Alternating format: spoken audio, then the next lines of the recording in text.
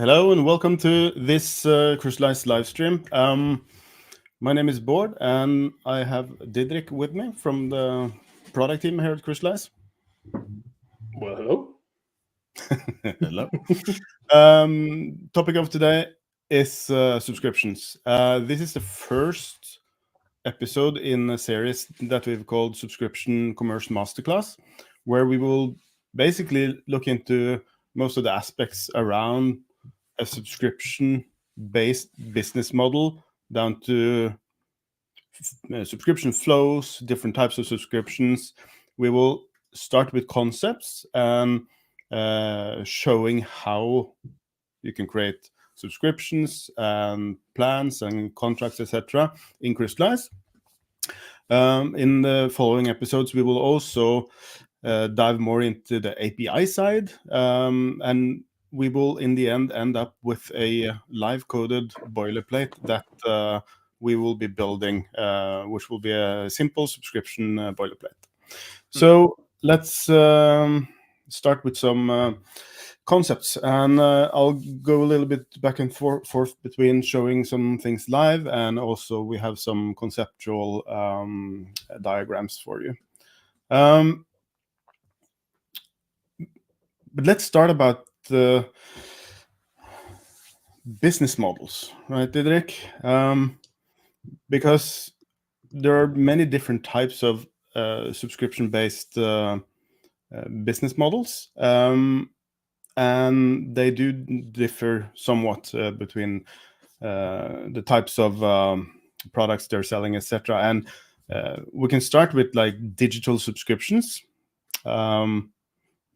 Spotify, Netflix, that type of digital services or apps, or like a New York Times subscription, for example. Like we all have today, all our streaming services and everything.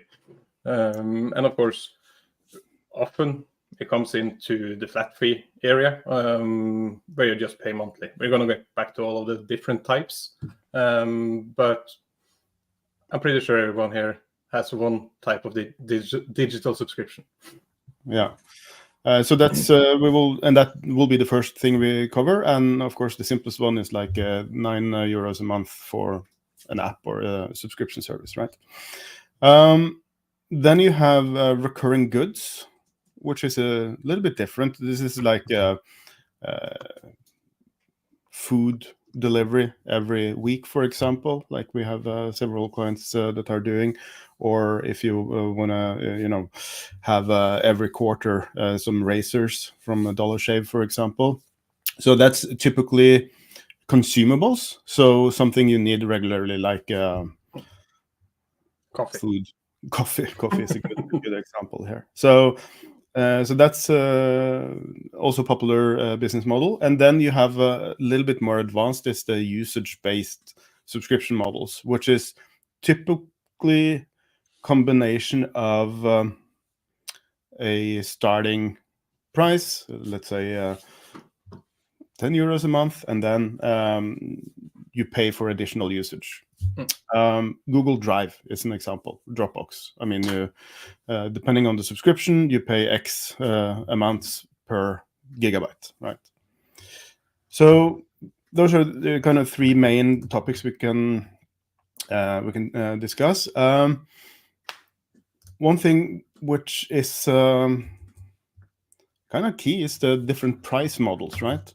So here we have on our website, we have a small mini app which kind of illustrates some of the different types of pricing models. Quantity-based, that's a simple one. How many razors do you want in your subscription, for example?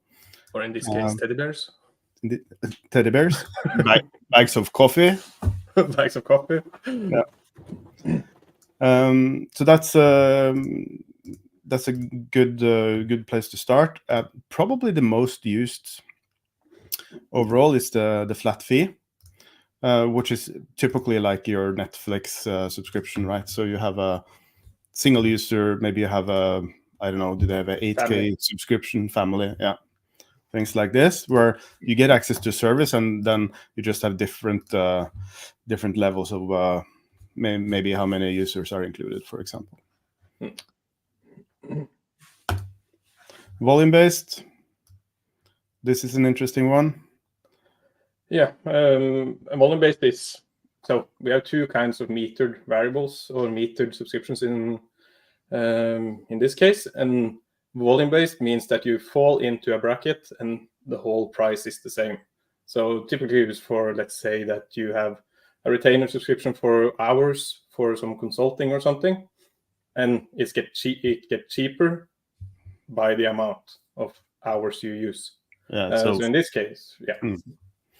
I think that's a good example. Like below 10 hours a month, you pay a certain rate, and if you use more than 10 hours a month, you get a lower rate for all the hours you have used. So it's kind of you can create an incentive for customers to use more of the service somehow, because then they reach a better price. Of course, not exclusively 2 hours. It's to whatever you want to sell. So it's just enabling the different kinds of a subscription or units that you want to sell. Yeah, it could be minutes on a phone subscription. It could be electricity, for example, right? So it can be everything, including teddy bears. The last part here is what we call tiered pricing, which basically gives you different brackets, and you pay a different price for the usage within the different brackets there. This is very popular for like software type of subscriptions, where you have, let's say you pay 100 euros a month and you have, let's say, X gigabyte included. If you exceed that, you pay for the overshooting, but you can set 0 to 74 teddy bears could be free, for example. So it's a way to make a little bit more complex pricing than just a flat fee per month. So and of course you can have multiple tiers, right? You can have like we have with Crystallize, it's bandwidth, API calls. You can have a number of products that you have in the system, etc. Different kinds of meters and tiers, of course. Yeah. So you have different tiers, but different metering for different types of units. Yeah, and we will dive into that in detail. But let's start with the flows, because this is something which is important to understand when you get started with subscriptions, because it's not just okay, it's a monthly fee that is collected from a credit card. Well, it is that, but it's more to it. So here we have the first example, which is to create a post-paid subscription. So meaning that you sign up for a service. In this case, your app is creating a payment intent from whatever payment provider that you choose to use. And you create the subscription contract. And the contract is basically like a signed piece of paper. So it's an intent for a future purchase. Not just an intent, it's actually a contract for a future purchase for an agreed upon price, right? So I agree that I have this contract at 19 a month. And basically then you would have a webhook in Crystallize fired after the contract is created, and you would basically send an invoice and thank you for the customer. So that's a simple one. Happy path. That's a happy path. It does get more convoluted down the line, but let's focus on the straightforward stuff. Most services, I would say, are prepaid, like Spotify and Netflix. You charge immediately, right? So in that case, the flow is a little bit different, and I often get the question of, okay, I have an order and I want to create a subscription from that order, but it's the other way around, right? Because when you're initiating a purchase, $19 a month in this case, you do the same. So you get the recurring token so that you can charge recurringly, and you create a subscription contract. So that's the same. So you have a subscription contract with the payment information for the recurring payments. And then you have a webhook on create in Crystallize. So it's an event. Somebody created a subscription contract. And in this case, we listen to that and we create an order. And the order is basically reflecting in this case, the initial period, if you have defined that, of the subscription. And again, once the order is created, then you basically send the invoice and thank you to the client. Then you have an active subscription. For renewal, which is what happens monthly if it's a monthly subscription, it's again a little bit different, because in this case we want to have conditions, right? Because initially you have confirmed that yes, I can charge $19 and you charge it, so you don't have to do renewals with failures, etc. But on renewal, often there's no more cash on the credit card, for example, and a renewal process fails. So you need to handle that. So a happy path for renewal is subscription renewal. You have to check, is it canceled? Okay, the subscription is ended. If it's still active, we're basically creating an order. But the order is not fulfilled yet, right? So it's an order, but it's not charged. So we use a concept in Crystallize called fulfillment pipelines, which is orchestration of orders. And you would, for example, have a stage called charge, which basically means you place an order in that stage, and it will fire off a webhook. And that webhook is where you have your integration code in your service API to try to charge based on the recurring token you have on the contract. And that has two outcomes. If it's failed, you would move it to another stage to handle failures. If it's success, you can put it to a success pipeline, and that fires off again a webhook that will trigger a message. Typically, thank you for staying another month, or here's your bill, things like this. And of course, if it's failed, what's going to happen then, Bård? So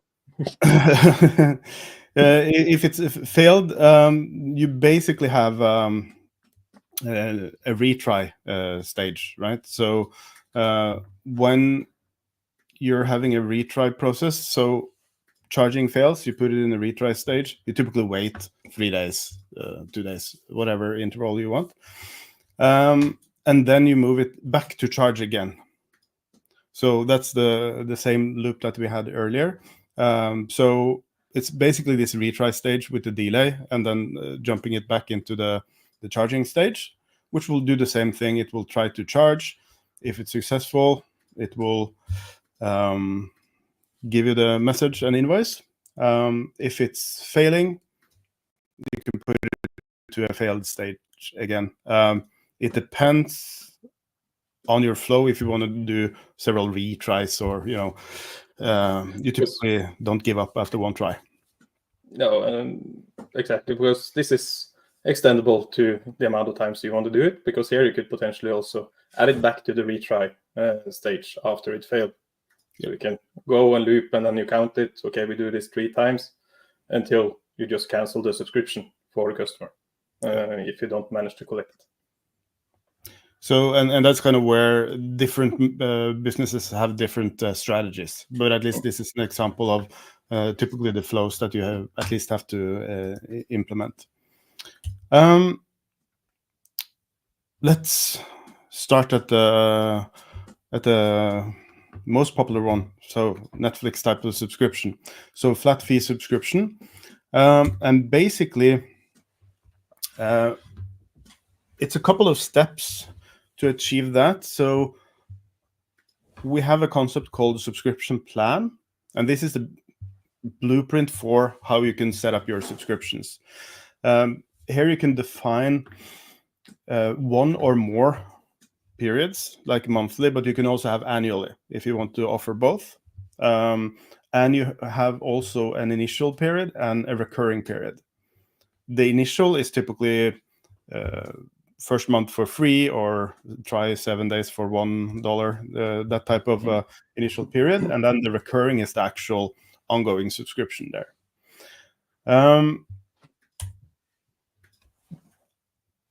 But the actual price list for subscription, that is within a product. So here's an example of a streaming service product in Crystalize, where you basically have a product with one variant. So it's a streaming service monthly, and here you can set the price for the recurring period. The initial period is not required. So this is a flat $6.9 a month for this streaming service. So as simple as it gets. But still, there's no subscription, right? The product is just a price list, right? This is the catalog that you have of available subscription offerings. The subscription contract is basically the signed agreement between the customer and the business. And it's exactly that. It's agreed upon price in the contract for a certain interval. And that's it for the subscription contract. The next step, once you have a subscription contract, is if you want to make it effective, you probably want to create an order. So that's typically something that you can do. You can typically do it with APIs, but you can also use the UI. In this case, we have just created a contract with the same values, an order, sorry, with the same values as the contract. And one thing that you can notice is that the pricing in Crystalize is not directly connected to the subscription contract, which means that if you change the price on your product, it doesn't affect the contract. That stays the values that you initiated it with. You have to define a strategy for if you want to increase prices, but that goes into terms and conditions that you have on the contract with the client, right?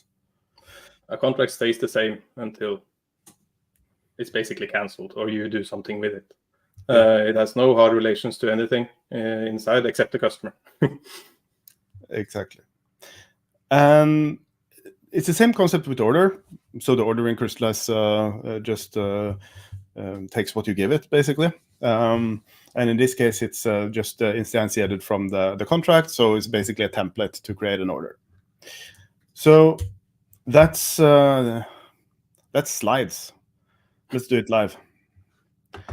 Where do we start, Didrik? So this is a fresh tenant in Crystalize. First we need to go into the plans. So what you showed in the first UI slide here was we need to create a plan. How is subscription going to work? What's the intervals and what do we name it? So you can see that you have one name, which is the subscription name itself, because you might have multiple ways of selling your product. So you give it a name that is sensible when you want to assign it to a product. And here you can see Board is creating the period with indeed a initial period. So that is also optional when you create it on the product. We'll see that later. But you can also say that, okay, flat fee monthly never has any initial period. That means you put it to 0, never works. So you always go into the recurring period. So that's the template or the blueprint to be able to create a subscription product. Let's create a product. I have a shape here, which is a pretty simple product, and we're going to call it my streaming service. We need logo, so we'll use ours like that. So basic product, you can set one-off prices on the products, and you can combine that with subscriptions so that you can have a coffee bag that you can buy and just buy one, or you can sign up to a subscription, for example. With a subscription, you basically can add multiple on the product. In this case, we'll do the simplest possible example where you have a subscription now. We don't add an initial period, so it's just the recurring. You sign up for without any, let's say, introductory offers, and this is our price list now for basically having a flat fee subscription.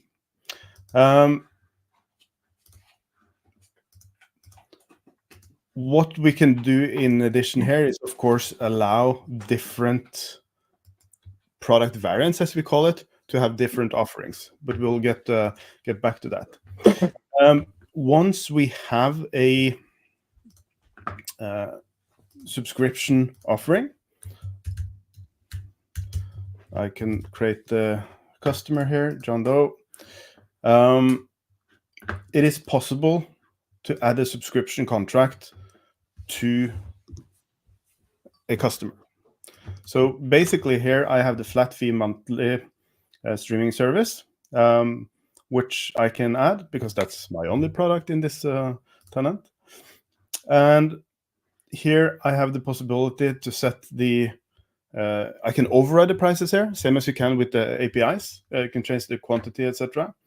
But I'll just keep it like this, lucky number 7 here. Yeah. So it's signed on November 7th. Renewal is December 7th.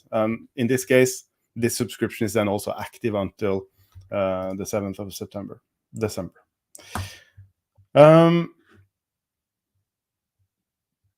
Now I have a customer which has one subscription contract. No metering, it's a flat fee. And to kind of continue the loop, what we could do is also directly here create an order from this subscription contract. Now, we're doing this manually via the UI now. Typically, creating the subscription contracts and the orders, you do automatically with APIs and webhooks and Crystallize, right? Yeah, because that's a key thing here, that nothing happens when board is clicking around there. It's a fresh tenant. Everything needs to be connected using the event-driven webhooks. So hence also why you saw the diagrams. We had webhooks listening to a new contract that would fire off an event, and then the order is created that would also fire off an event, and you do the magic that you need to do your business logic on those events. Yeah. But at least now we've connected the loop. We have defined a plan. We've created a product which has a subscription, a simple subscription, and we have also created a subscription contract for Mr. John Doe, and we've created the first order. And there's nothing wrong with having manual creation of orders. This is actually something we do internally, where on renewal we just get the notification this enterprise subscription is up for renewal, and then there's manual control of, for example, metered variables. Sometimes it's like a customer maybe have done like 100,000 orders on a test environment, and we agree that we won't charge for that, for example. So there's cases where it makes sense to have not a fully automatic order creation, but in most cases that's what you're going for, right? If we want to take it just a little bit further, it's the flat fee subscription with service levels, and that's probably one of the most common cases we see out there, that you have one or a few products, and you have a couple of service levels. So what we want to do is have a basic, premium, and family version of our streaming service, which basically allows us to choose which contract to sign up for, small, medium, and large, when you're creating the subscription contract. So let's do that live. So first thing, I'll just go back to my my product, and I'll call this basic. And maybe I just let's add just 2 new product variants, just reusing the image. Let's see, what should we do here? Premium. And of course, you can also modify the SKU. So you can say premium, for example. And you can do the same here. So you can have basic. At least I like when SKUs are semantic, not just something random. Family, for example. Streaming service, family. Boom. So that's the products. We have 3 products now. And basically here, I'm able to attach same, what's 15 euros for this guy, and premium, what should we set here? I don't know. That should be 12. In between 12. Yeah, doesn't really matter. And basically, this is allowing us to define all of the tiers. And to show how that works, I can go then to Mr. John Doe and add another subscription contract because he really likes streaming services. And here you see you have the same setup where, and this is typically what you see on a sign-up page for a piece of software or an app. Which do you want? Do you want the monthly, or do you want the 3 months, or do you want the premium or the family? And we do want the premium version. And of course here you can see it's monthly, and that's because also that's the periods from the blueprint that we're talking about, the subscription plan. Yeah. And of course it could be 5 days or daily subscription. It could be, you can model it differently. Monthly and yearly, of course, is the most common we see. So based on that, you're able to create a contract. And basically, I then have completed the round trip with the flat fee subscription with service levels, as we call it, which was the last example that we wanted to take in this initial episode. Keeping it simple, but understanding the flow, that it all starts with what type of plans should you have, monthly, annually, every 2 weeks. And of course, how do you want to sell it? What type of subscription is it? Is it volume-based, tiered pricing, flat fee, or quantity? So the option is up to you, and it always comes down to the business logic, how your subscriptions are going to work. But at least you have the freedom. Yeah, and also this is, of course, now we just looked at the flat fee and with different plans available for that. We will dive into the other models also, but that's for a later stream. So on that note. Oh, and if you want to see that, don't forget to subscribe. See you in the next one. Have a good one. See you in the next one. Thank you, guys.